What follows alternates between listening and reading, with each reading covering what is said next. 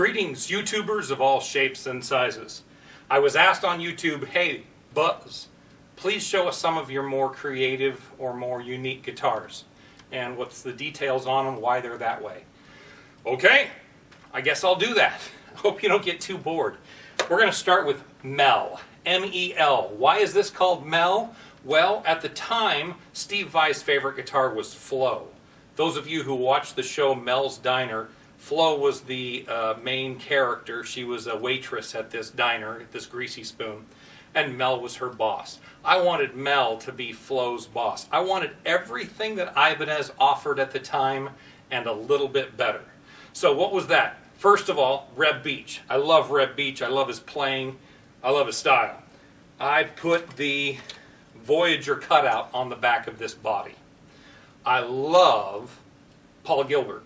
So I took the pickup and I moved it 2 centimeters further away from the bridge, like he likes to do on some of his guitars, and reverse headstock. Partly because of Paul Gilbert, partly because I love reverse headstocks. To me, they say custom. To me, they say different, not that standard traditional. Just love a reverse headstock. Sometimes it's harder to tune. Actually, I'm more used to it since most of my headstocks are reverse. Next thing, I love John Petrucci, and I love the Ibanez Petrucci model. So this has the Air Norton and Steve Special in it, which is what he had back in the Ibanez days. I do not like a tone knob in most of my guitars, so this has front volume and rear volume standard 3-way. Each of the volume knobs also push-pull to split the coil. I actually play this guitar when people want me to sound like a Telecaster. Believe it or not, you back this baby off to about half, back this off to half, put it in the middle, put both of them on single coil. This sounds like a Telecaster. People look at it and go, no, that's not the sound we were looking for. Then they hear it and go, ooh. This has 82 coats of paint. That is right, 82. The silver and the blue are so far away from each other, you see a shadow from the blue to the silver. The silver is an interesting concept. We won't talk about that much. But this guitar is still full floating. Both goes back and down. That way I can do warbles and all that kind of thing. Huge stainless frets. If you're counting, which you're probably not because there's no fret indicators, this is a 25 fret guitar. That is right because 24 was good, but 25 is better. So, all ebony board, maple neck. I put about a Wizard 2 shape on it. It gets a little thicker than a Wizard 2 down by the body. AANJ, lots of color change powder on the back, and right now it's full of fingerprints. That is Mel, guitar number 1. At the same time I built Mel, I built Humpty. Humpty was not supposed to be called Humpty. Humpty's called Humpty because as I'm painting it, 3 different times it either fell off the stand or fell off the hook while I was painting it or it was drying painting. It fell so many times I called it Humpty Dumpty. This is an exotic crystals. Obviously they were silver on black, and then I painted the candy over the top of them orange with a little red to complete the fade. This guy has evolution pickups again. Push-pull, front volume, rear volume, standard 3-way. This has a standard Ibanez edge on it. This is a standard Ibanez radius, giant stainless frets, no fret indicators on a ebony board, 1-piece quarter sawn maple neck, and again, 25 frets. 24 is cool, 25 is better. Reverse headstock, poplar body, and that's about it. This thing's got so much paint on it that it was actually a lot heavier when I finished than when I started. It doesn't have 82 coats of paint like Mel does, but it's got quite a few. I'd say somewhere in the 50 range. So, that's Humpty.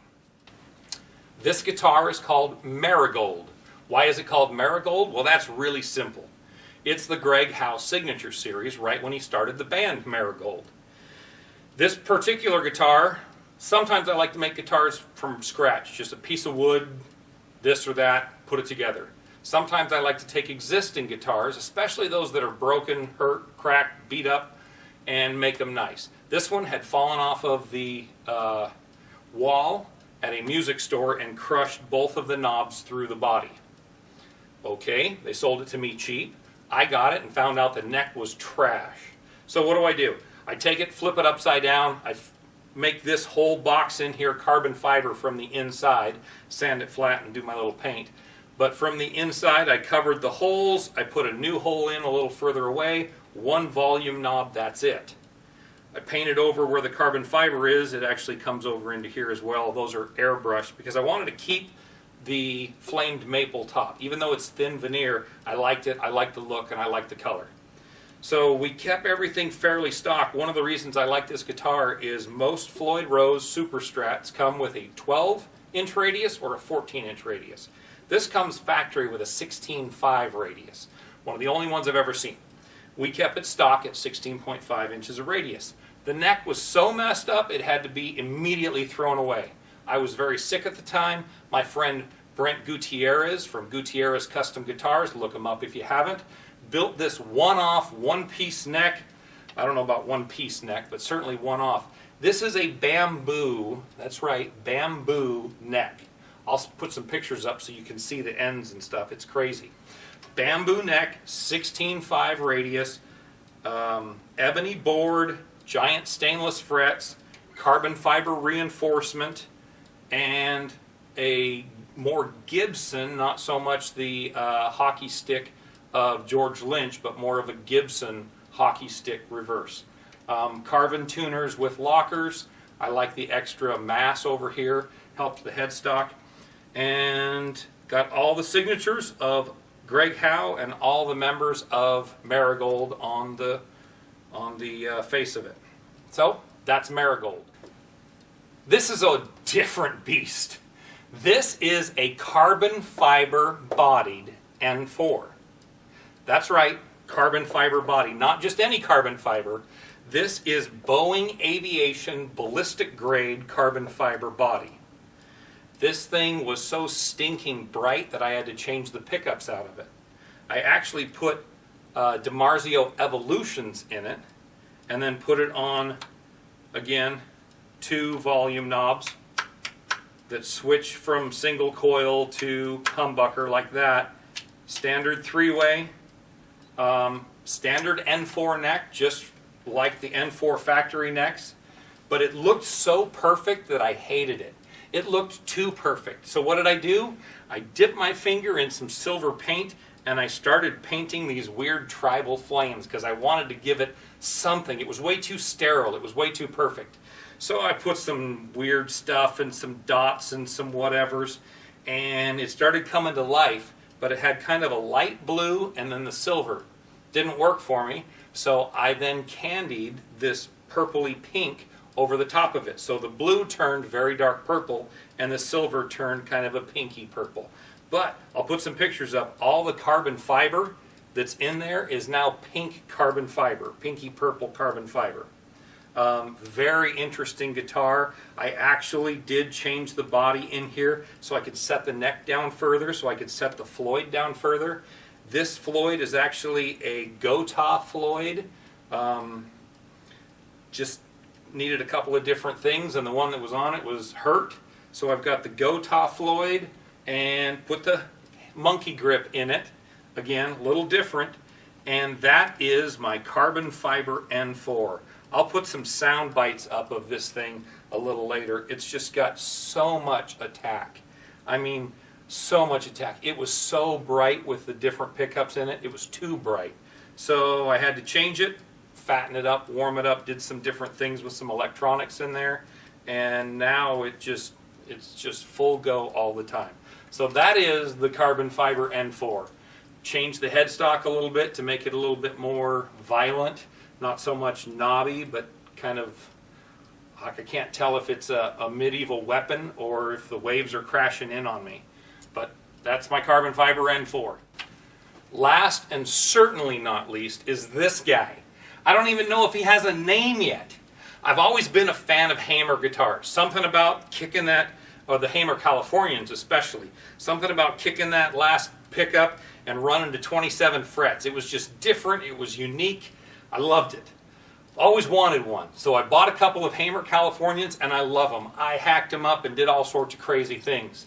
but they all had the standard dot fret indicators. To me, when I see a hammer that has the boomerang fret indicators, it says this is something special. So when I found this when I was in Detroit on Craigslist, I had to have it. I bought it, had it shipped to my hotel room, and we flew home.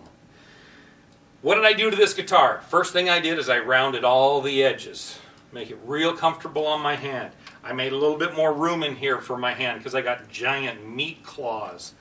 Then I wanted an asymmetrical neck. So I put a completely asymmetrical neck, something different than you've probably ever felt. It fits my hand. Why? Well, our hand isn't perfectly symmetrical, so why would you make a neck perfectly symmetrical? So you want some meat in certain areas to keep the strength of the neck, but you want it thin in certain areas because that's where your hand is at and it feels better. That's why you would do an asymmetrical neck. What's an asymmetrical neck? So it doesn't have a perfect D or a perfect shape. One side will be bigger and the other will be flatter. That's what an asymmetrical neck is. Then these guys come from the factory with a 14 5-inch radius. That's cool. But I wanted to try a conical radius, or a compound radius sometimes it's called. This starts at 14.5 and it finishes here at 19.5. So over in here it's between 17.5 and 18.5 inch radius. So more curved here, more flat when you're trying to string skip and really shred. Giant stainless steel frets, of course. This is now my new favorite pickup in the world, called the Gravity Storm. I know I said it was something different. It's not. This is the Gravity Storm by DiMarzio, an Air Norton by DiMarzio, a sealed pot, and a standard 3-way switch. Nothing fancy on this guitar. I did block the Floyd out so it does not go up, but it will dive bomb. What's cool about that? I can tune to D, I can half step low, I don't have to be getting in the back playing with the springs. And you tighten that thing up against the body, you get the perfect size spacer. I use chromoly steel, put it in there, screw it to the block, it makes the block bigger and beefier, and then you pull the springs a little tight against the body, and now the body resonates a little better. Gives it a little bit more punch, a little bit more projection. Put giant carbon fiber rods. This one goes all the way to here. In fact, I bumped it when I put this one in. I actually drilled in and hit it right about here. This one has a carbon fiber rod that goes through it. Beef this body up because these are big, old, heavy mahogany bodies, and sometimes they can get a little lazy. You brighten them up by doing that, and it stiffens up the neck joint, so when you're kind of pushing against it, it doesn't move like you would normally see. Then painted it black, poured the exotic crystals on it, then painted it silver. Everywhere that the crystals are stays black. Everywhere the crystals aren't turns silver. Spray the water on it to wash all the crystals off, and then a light blue candy, and then a darker blue with a little bit of purple to finish the burst. The back, of course, like I always do, black with color change pearl in there. This changes from teal to purple to kind of a weird different other purple, and then all the way to like a electric blue. So that's kind of cool. So that's my hammer. I don't even have a name for it, but I can't get this guitar out of my hand. I absolutely love it. If you have any other questions, let me know. I've got tons of guitars around here, but that should do for now. Thanks for playing. Thanks for checking in. Any questions, concerns, drop them down there. Thank you very much, and keep on rocking.